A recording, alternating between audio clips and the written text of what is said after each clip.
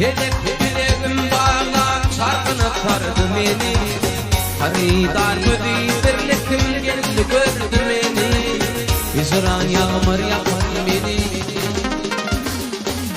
Hayalim fikre dönüp aklımı yel aparır. O hayrat meydanına men garip kalmarım. Aşık pancarın çıkıp hicran yüreğim yarır. Elime defan edip beni. Nice tecrübe canda ne kuvvet bende. Terkeşlerim hayra adım bende. Nice tecrübe canda ne kuvvet bende. Terkeşlerim hayra adım bende.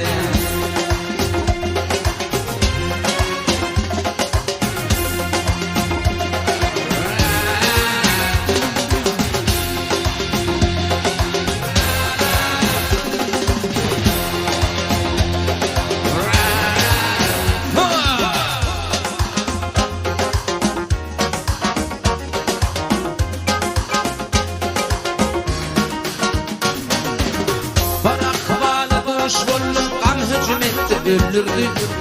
Bu işin perişteden aşk okudu bilirdi.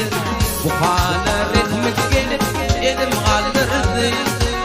Sözlemeyen neyleyim mi?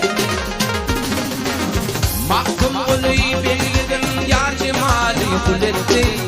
Vefadımıydım yeretim fil bilirdi. Aşık çekti zavalın yakıp dörter kuletti. Hicranine neler beni.